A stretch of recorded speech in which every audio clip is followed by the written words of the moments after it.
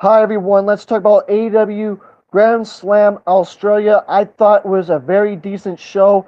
I gave this show a 7.5 out of 10. Let's talk about it, guys. We had Jon Moxley fences to Testa for the AEW Continental title, and it ended in a draw. And I loved it. I really did. I love this match for the title, for the Continental title. And yes, guys, it was a fun match. I loved it till it ended in a draw, but let's talk about it anyways. Both men worked methodically with little assist to win this one, and Moxley hit some big moves, which as a power driver and didn't bother to make the cover, and the assist is essentially for striking in change with a few minutes remaining and going back and forth, boom, boom, boom, boom, bang, bang, bang, bang. And Jon Moxley hits the Death Rider and kicks out by Tutesta. And then with 1 minute to go, they exchange headbutts back and forth, boom, boom, boom, boom, bang, bang, bang, bang, going back and forth with headbutts with Tutesta and Moxley. That was insane, I'm telling you.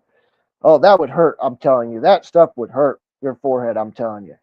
But yeah, guys, good stuff though. Then the both men capitalized into opposite corners, and then they change for I'll sit again. And then they change forward.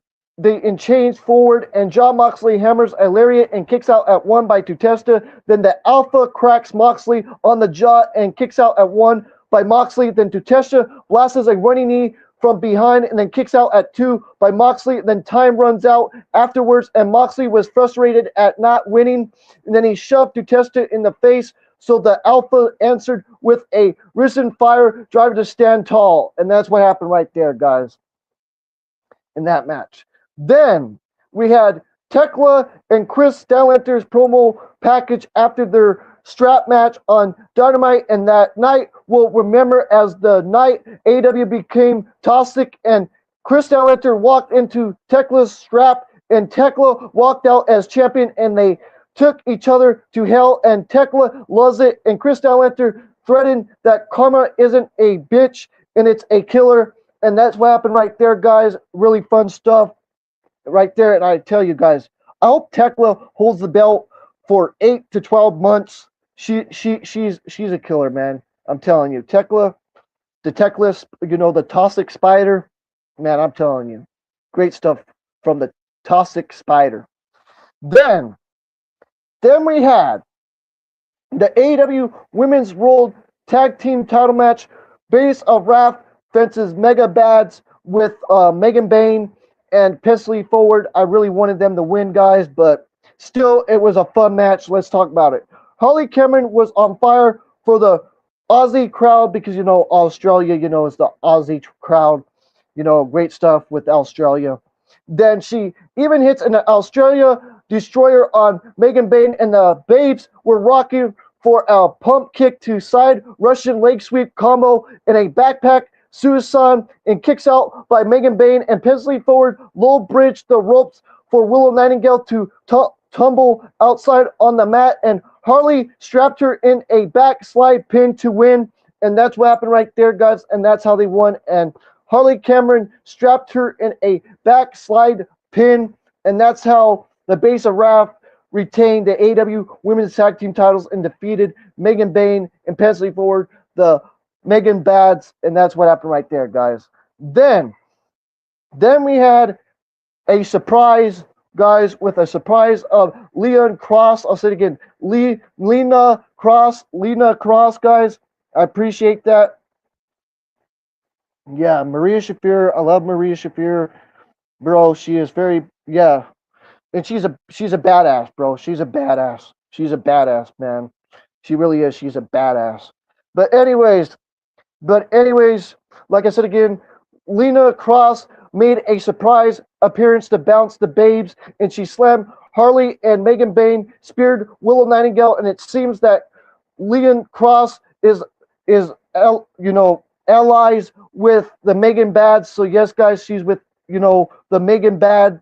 So I'm looking forward to it, and I think it's money for Tony Khan right there with Lena Cross and Megan Bayne and Pesley Forward. That is money. I'm telling you, in my opinion, that is money. In my opinion, you can disagree, you can agree, but that's my opinion on that.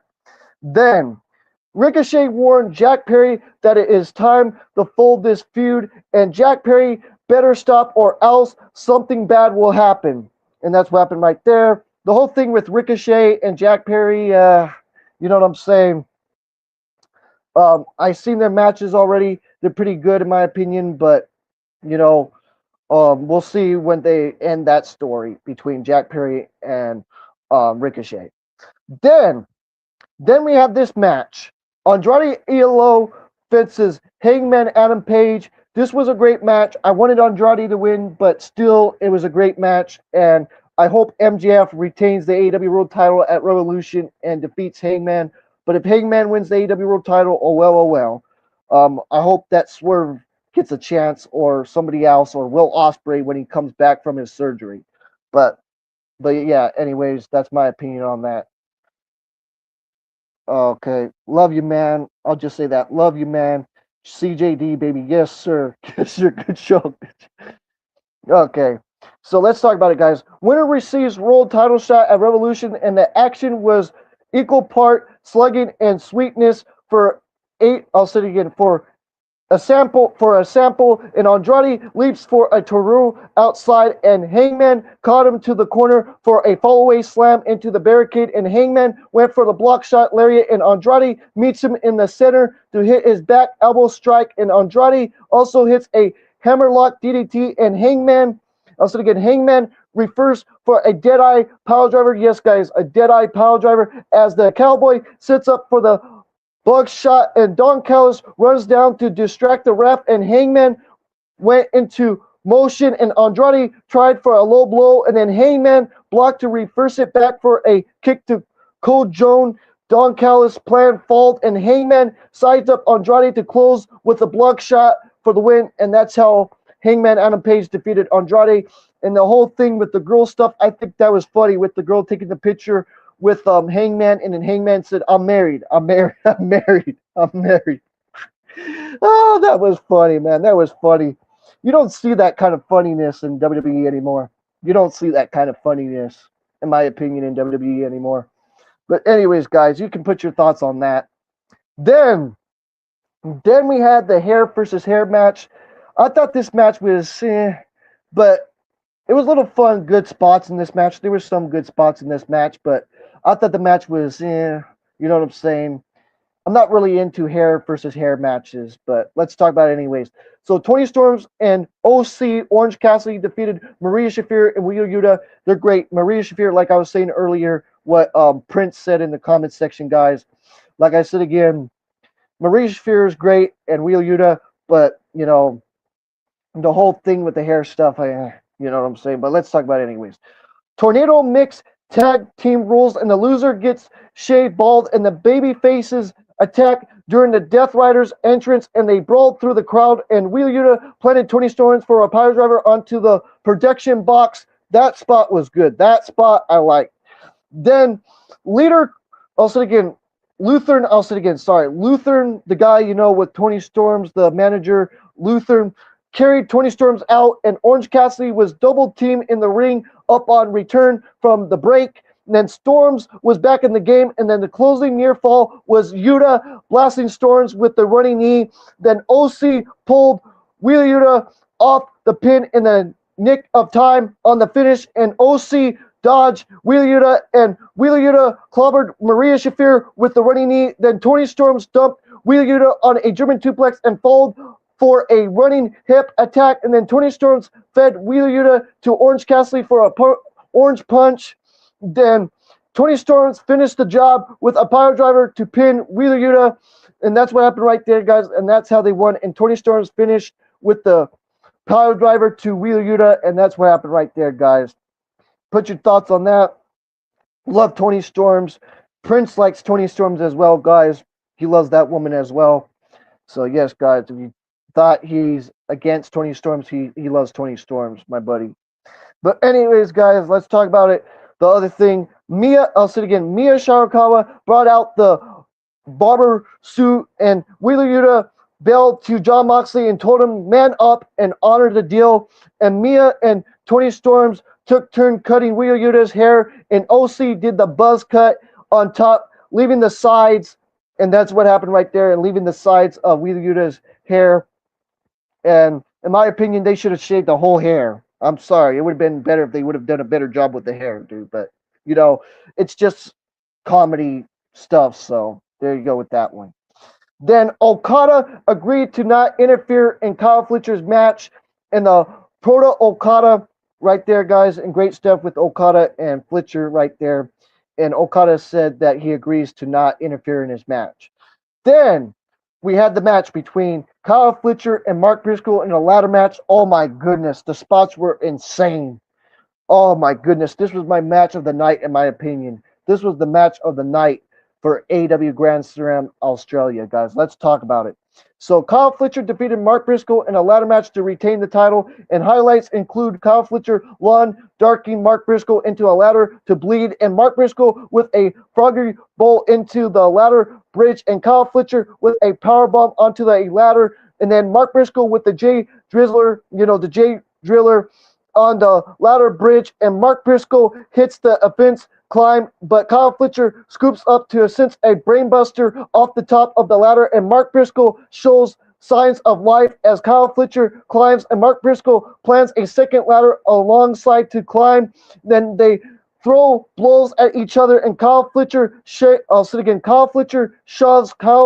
Kyle Fletcher shoves Mark Briscoe's ladder topping over, so Mark Briscoe fails to crash down to the mat, and Kyle Fletcher snatched the gold to win, and that's what happened right there, guys, and that's how Kyle Fletcher retained the TNT title, and it's all pink now, guys. I thought it's pretty cool with all pink. I like the color pink, but I know Prince is so with that color, but it's a woman's color too, and everybody should like the color pink, in my opinion. It's when people tell you that it's that word, it's just not my cup of tea, in my opinion. It's not the, what I'm saying, stuff. So in my opinion, it could be for that stuff as well, the LBGTQA plus stuff, but pink could be for other stuff as well. But anyways, then we had the main event.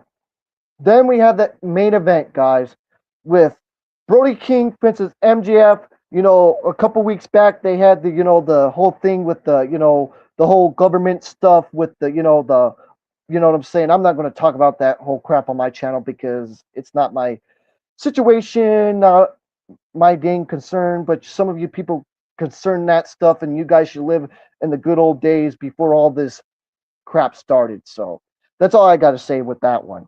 So we had MJF defeated Brody King to retain the AEW World title. Let's talk about it. Brody King has early control for a cannonball into the corner, and MJF escapes, and Brody King crashes on the impact, and Brody King injured his left knee, and that was the story of the match. And MJF went to work damage in the big man's leg, and Brody King offense was incensed by the pain at time, and he pushed through for a suicide dive, and Brody King smashes MJF on a running crossbody outside onto the inside, and Brody King finally hits a cannonball and a Kuz bomb. Nope, and MJF escaped to counter for a sleeper, and King was fading. Then Bandito ran down to and searched his friend with famouser advice, never give up, and King shows, I'll say it again, King shows life, I'll say it again, King shows life to escape with power, and the match continues with Bandito for the support, and down the stretch, King chokes MJF off the apron and dumps him down to the floor, and Brody King loads MJF into, what I'm saying, guys, loads MJF into the ring, and then collar bomb 1-2. Yeah, I'll say it again, guys. Brody King loads MJF into the ring with the power bomb, collar bomb 1-2, and MJF kicked out. Then on the finish, MJF removes Brody King's knee brace, and Brody King snatched MJF's neck again, and MJF punches Brody King in the knee to escape, and then the champ lifts Brody King off the corner for a pile driver slam on the apron, and then MJF sets up for the heat seater pile driver for the win, and that's how he won with. I'll say it again, guys. Hold on. All right, my buddy says pink is a manly color, and Bret the Hitman Hart always wear it pink. True. That is true. Black and pink, bro. Black and pink. Am I right or am I wrong? Black and pink. But anyways, put your thoughts in, guys, and stuff. I appreciate everybody coming in here as well, guys. I appreciate it. And there you go. So yeah, Bret Hart has his ring was always pink and black. Yep. So pink is a manly color. Thank you, bro. Thanks for the comment. And the other thing too, guys, what did you think about this match and MGF winning and retaining the AW World title over Brody King? I love Brody King, but he doesn't need to bring politics to wrestling. Politics don't need wrestling at all, to be honest. You can agree with me, guys. You can disagree with me, but politics should not be in wrestling, in my opinion. Should not be in wrestling. But it is what it is. It is what it is with these wrestling fans. Then afterwards, I'll say it again, I'll repeat it again. MGF sets up the Heat Seater pile driver for the win. Then afterwards, Hangman Adam Page enters the ring to sign his world title contract for Revolution, and MGF since a punch and drops to the mat, and the Cowboy since to close the show. And that's what happened right there, guys. And I gave this show a 7.5 out of 10, and it was a very decent show. You guys can put your thoughts in for a couple minutes. But yes, guys, we're going to get Hangman Adam Page versus MJF at Revolution, just like last year. But last year was just a normal match, but this year it's for the AEW World Title. In my opinion, that's kind of storytelling. In my opinion, that's storytelling right there. In my opinion, and I know why they did, Hangman Adam Page, because it has more story than the Andrade thing. Because Andrade and MJF don't have anything story wise, but it is what it is and stuff. But I would have liked Andrade to face MJF. That would have been something fresh. But we'll see where time tells. We might get an Andrade versus MJF match in the future. You never know. But anyways, guys, that's all I have to say for the AW Grand Slam Australia. I give it a 7.5 out of 10. And you guys can put your questions down below about the show, and I'll be on mute for a couple seconds, and then I'll end the show.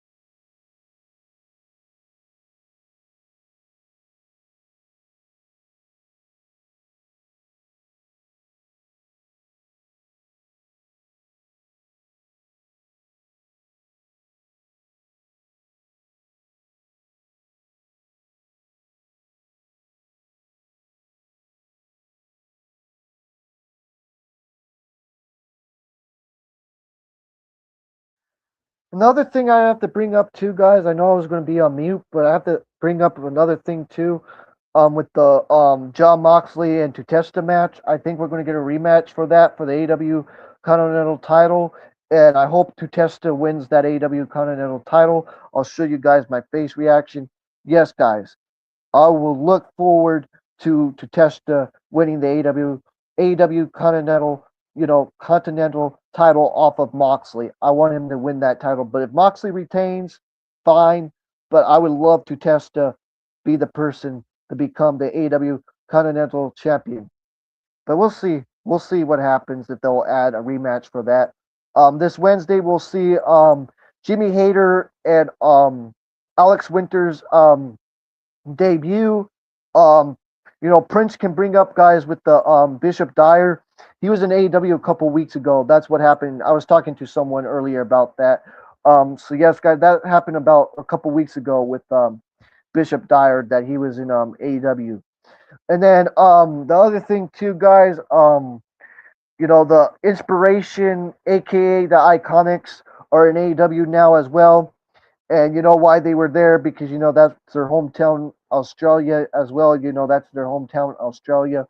So yes, guys. And the next time, I know this is just a YouTube video. I don't know if this is going to go out to, TK, Tony Khan. But Tony Khan, please put this live at 4 o'clock in the morning, like WWE. That'd be so cool to put it at 4 o'clock in the morning live. But anyways, guys, that's just my opinion. You can disagree or agree with me on that. And that's all I have to say. And much love. Peace out and take care. And much love. And this is CJD 2006. And peace out.